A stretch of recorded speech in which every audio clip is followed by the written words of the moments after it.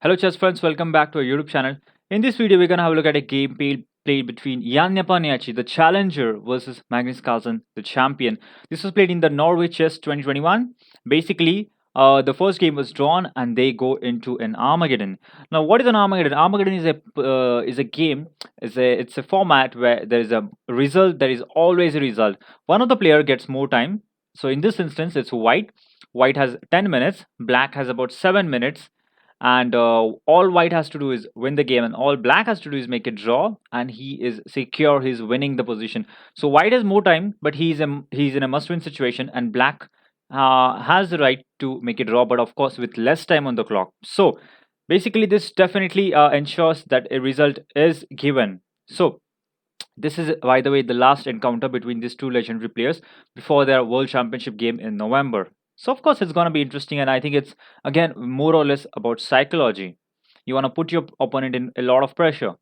E4, so Jan Nepomniachtchi starts the game with pawn to e4, wanting to play sharp, wanting to take Magnus in sharp territories, where with more time, Nepomniachtchi can create bigger threats, and Magnus will have to struggle. Of course, Magnus plays it safe, pawn to e5. He just wants to play in normal territories which are well known to him, which he have played throughout his life.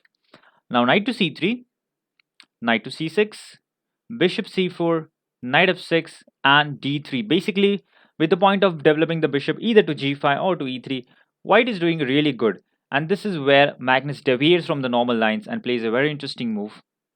Knight to a5. Why do we move the same piece again in the opening? Isn't it breaking the opening principle? Yes, it is, but it comes with a point. We want the white light square bishop, which is actually one of the most important minor pieces that white has in such kind of positions. This diagonal can really be menacing at some point, and that's why Magnus would very much like to get the bishop. And of course, he is playing black. All he needs to win this game is a draw. If he exchanges pieces, that actually happens. So he's trying to exchange more and more pieces, and thus the move pawn to d5, exchanging another pair of pawns. Pawn takes, knight takes. Now Jan Nepomniachtchi just can't let another trade happen, and that's why he has to do something over here. He has to get the initiative. How do we get the initiative? It's a very simple process. You attack the targets, you attack the weaknesses. So this is the target in the black position, and that's why Jan Nepomniachtchi started his initiative with queen h5, basically attacking the pawn and trying to get some sort of an attack. Now Magnus doesn't back down. He does not defend this position. In fact, he goes for offensive, and he decides, I want the initiative as well. So what are the weaknesses in white's position? It turns out that after the move queen to h5, the pawn on c2 has turned out to be vulnerable. It's weak, and that's why Magnus can play knight to b4. Again, it's decisions work. If your opponent attacks your piece, you don't defend, but you rather go for you rather attack his pawn. So black loses a pawn over here, but of course bishop e7. The point is, white is wasting a lot of time with his queen. In the meanwhile, we can develop. Now queen e2 is played. Of course, most of us would just capture the pawn on g7, but this is actually very, very dangerous. Let me just show you. You're not really winning the rook. In fact, just bishop f6. The queen has to step aside, and now knight takes c2 actually wins an exchange. Not an exchange, a full rook, I would say. So yeah, not really something that you want. So the queen simply comes down. This is a sensible move. You defend your weakness, and now Magnus castles very quickly. So Magnus has given up a pawn, and what did he get in return? Well, he has got a lead in development. His king has castled, and white's king is still in the center, which means that there are always threats like rook to e8, opening up the rook on the e file and kind of creating some sort of a skewer. So now bishop to e3 again. It is developed. It is designed in order to avoid the skewers on the e file, as our king is still in the center. Now Magnus plays rook e8. Very sensible, just putting the rook on its best square. Knight to f3, and now you'll see how Magnus improves his position every single move. Last move he played rook e8, improving his rook. Now he's gonna play a5. Now why was this move played? Generally, nobody's gonna even think of capturing the pawn, specifically with your king being on e1. But Magnus has a very particular plan. You can see what are the advantages of white. He has 4 pawns on the queen side, whereas black has only 3 pawns, which means that white has a queen side majority. Even if they are double, they still might count. And that's why Magnus tries to neutralize them by advancing his pawn. And this is a very interesting idea which we are going to see. These pawns are going to be very useful. So pawn to a5 played, the knight has been cemented. Knights love to be on very solid positions, very strong protected squares. Then they are fearless, then they are very strong. So now h3 played, it's a good move, avoids bishop to g4. And now that the bishop can't really go on g4 and it doesn't really have a big purpose on f5, Magnus decides, I have a better plan for the bishop. I have a better future, and I'm going to play b6. Again, you're going to have a look at how useful this pawn chain is going to be for us. Advanced pawns, and specifically advanced chain like this, strong chains like this are very useful, and they suppress the opponent. You can see this move has suppressed the bishop to a lot of degree. At the same time, we are going to suppress this pawns in the future. So Magnus plays very well, and of course, the main point is you want to develop the bishop to b7. That will be the new home from where the bishop will have a lot of menacing influence on the diagonal. So, of course, Jan Nepomniachtchi castles as soon as he gets the chance. Bishop to b7, and now you can see the bishop has been developed, the rook has been improved, the bishop has been improved. What's next? Of course, the pawn chain has also been improved. So Magnus, every single move pays attention on the development and the improvement of his pieces, and that is the real reason he's so good at the middle games and end games like this. Of course, it's not an end game yet. So rook to c1 played in just defending the pawn in advance, so the queen can actually move freely. Now bishop to f6, improving the bishop. The bishop finds a new home, and both the bishops are looking really good. So every single move, Magnus is improving his pieces. Now d4. Now this move is a little suspicious, and I think most of us, if we are black, we would instantly play the move bishop to a6, creating a lot of threats, maybe even winning an exchange. If knight b5 doesn't work, which I don't think it's really work, because knight b5, that is c6. So yes, it does create a lot of threats, and maybe even win the exchange. But again, that's the difference between players like us and players like Magnus Carlsen.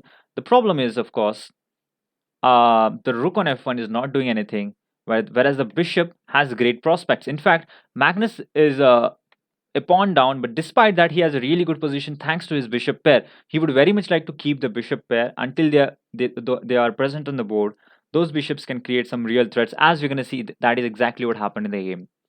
Now, queen to d7 played, rook to d1, rook to d8. You can centralizing the pieces. Again, Magnus in the last two moves has improved his queen and the rook, only focusing on improvement. Every single move, Magnus Carlsen is improving, and that is why he's so strong. Now, let's go queen to b5. Of course, Jan realizes that he has an extra pawn. If he can go into an advantageous endgame, he might be able to convert this. Magnus rejects. No exchanging of queens. Keeping the queens on the board leaves more chances for an attack. Queen h5 now. There can be problems with knight g5 and transferring some sort of an attack on the king side, but of course Magnus does not let it happen. h6. Now while the game was going on and it was live, I was actually calculating bishop into h6, but it turns out that it's not working, because at the end of the line you still have bishop takes knight, eliminating the main attacker. Of course, the entire point was just takes queen takes bishop g7, followed by the point of white was he wanted to play knight to g5 and create some sort of an attack on the h7 and the f7 square. Of course, that is not possible if our bishop captures the knight, and that is why bishop into h6 was not at all working. But of course, the main point of Jan bringing his queen to the h5 square was not to attack, but rather to exchange the queens with queen g4, and that is what happened. h6, queen g4. Magnus realizes there is no point in avoiding queen trade. You can go to the a8 square, but is that the square you want to put your queen to? I mean, we have seen Magnus doing that, of course. We have seen Karpov doing that, but this is not the game you want to do that, of course. Or if you play that, something like bishop takes h6 is obviously on the cards, and that's why Magnus realizes, okay, let's just exchange the queens. There's not an issue with that. Pawn takes.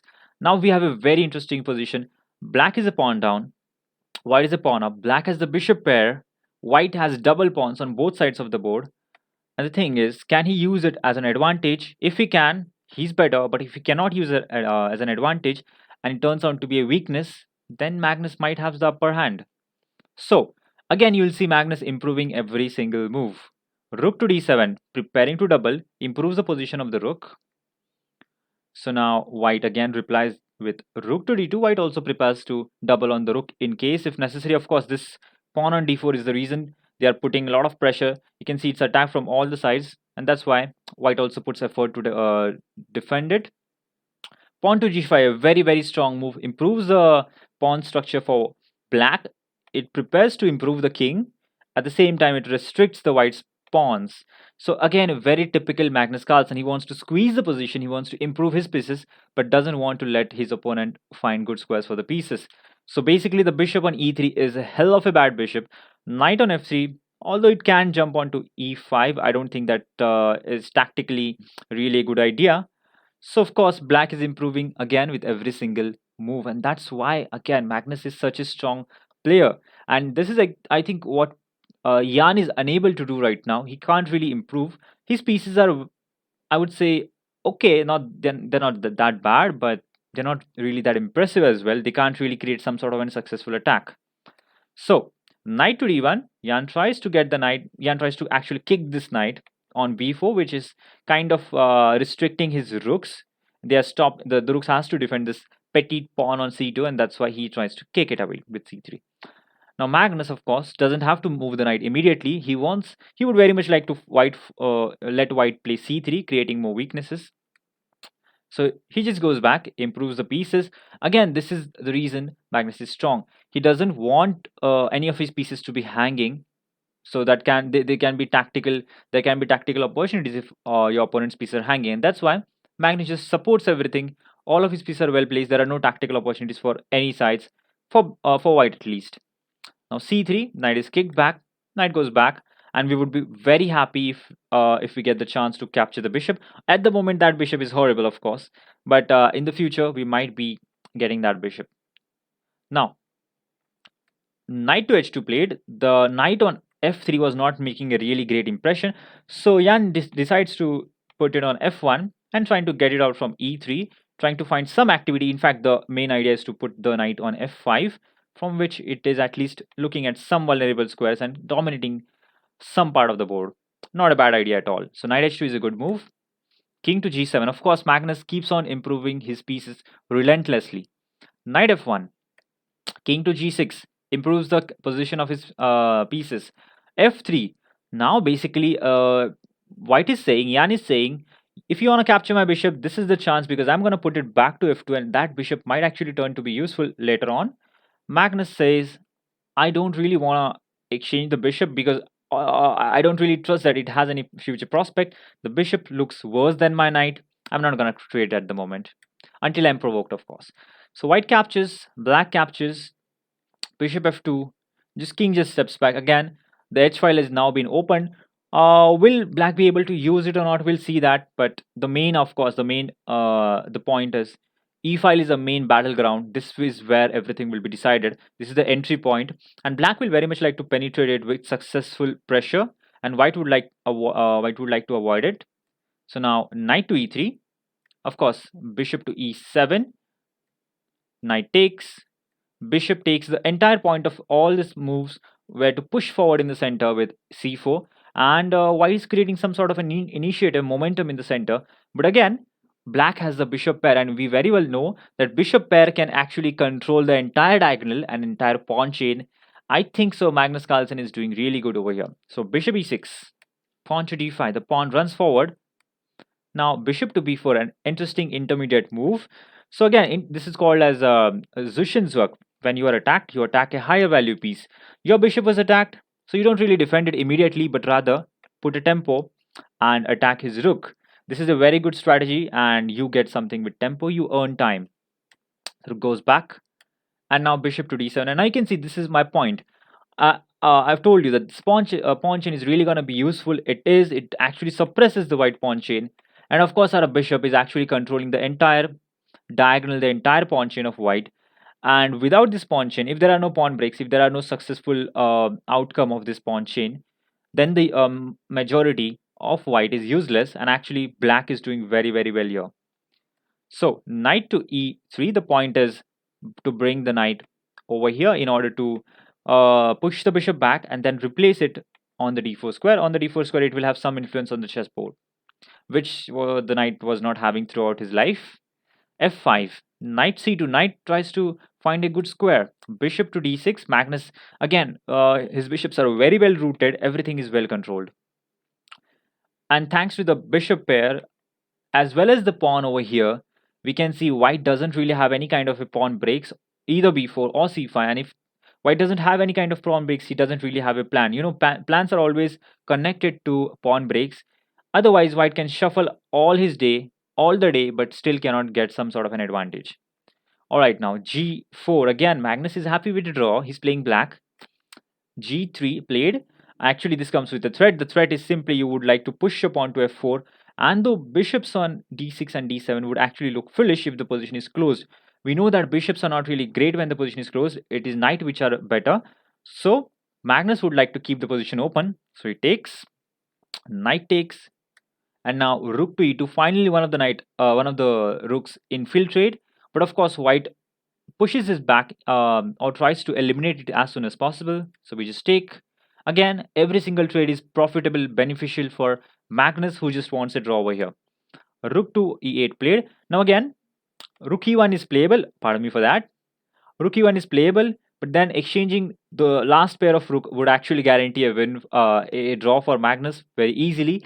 He will have no problem making a draw with the bishop pair in an equal position.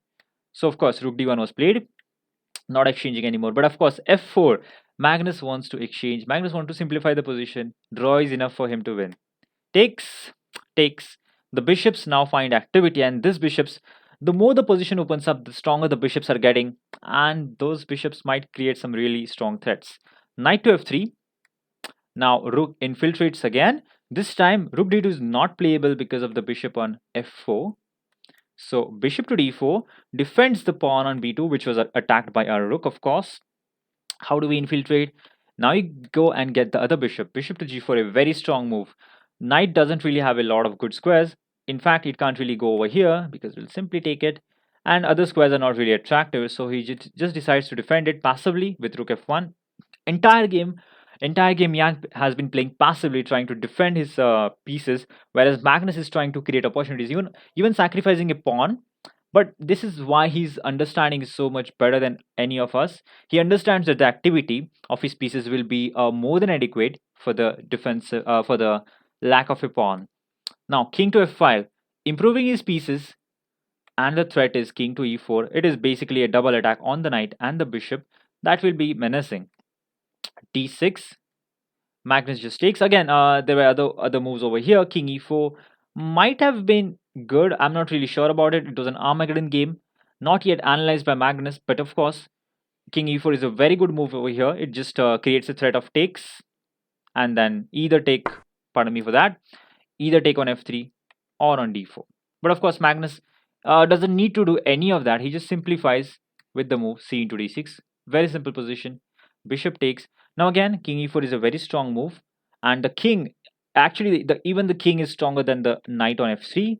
So, but of course, Magnus did not do that. This is an Armageddon game. There are a lot of mistakes, and you are not really supposed to analyze an Armageddon game with a few minutes on the clock. It doesn't really make sense to judge the great players.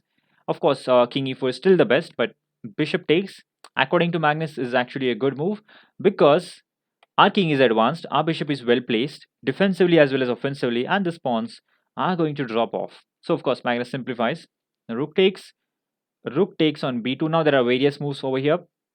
Bishop a5 is playable, bishop e3 is playable, but in the game, bishop d4 was played. By the way, bishop to e3, not really working because of king e4, creating a double attack and exchanging more and more pieces. And something like bishop takes, I think, can be answered with king to g3 probably, or a check. Let me just see. Yeah, just king to e4 I think is very strong over here. Let's say goes over here, check, and moves over here. You can simply capture this. You're getting a lot of activity as well as the pawn over here. Yeah, so this again creates more drawing chances, and if anyone is better, is definitely black. None of this was happened in the game. After rook takes b2, bishop d4 was played. A check over here, king steps up. Now a double attack. The bishop is attacked and we are trying to put pressure on the rook. Bishop goes over there, and now there is a very strong move that black played here. Of course, when the game was going on, I was thinking of rook f1 and trying to exchange the rooks. But again, why go for such kind of moves when there are simple available wins? So rook h1 played. This comes with a very strong threat of rook h2 check and picking up the rook. So the white rook has to now step aside, and now check. He goes over there again. King g1 was a better move in that case. Rook h7, and then we slowly improve the position with bishop e3, king f3. Black is still doing very well. But of course, in the game, king f1 was played. Bishop e3. This is a very strong move. Basically controls a lot of squares, and the threat is of course king f3 and rook h1 checkmate. So c5 is played. Again, Magnus does not give any serious counterplay for his opponent. Just takes the pawn. Simplicity is the key. Rook c4, king f3. Again, threatens a mate, and this is the position where Jan Nepomniachtchi resigned the game. In fact, rook h1 is nearly unstoppable. The only illogical way to stop that is moves like rook f4, which the engine suggests, and that's exactly how bad the position is for white. So Magnus totally crushed his opponent. I think in a very systematic manner, Magnus crushed Jan Nepomniachtchi in a positional sense. He just showed how superior he is. Uh, so yes, this is a really good game. And after the game, Magnus said that although he made tactical errors, he thanks to his bishop pair, he had some chances, and those bishop pairs, of course, were a lot of menacing. So yeah, although he was tired, he was very happy, and he said that he's satisfied with the victory. And of course, this creates a lot of psychological pressure on his opponent before the World Championship game. So hope you enjoyed this, and thank you for watching. Do subscribe to my YouTube channel, and we are very excited for the World Championship. Let's see what happens. Until next time, bye.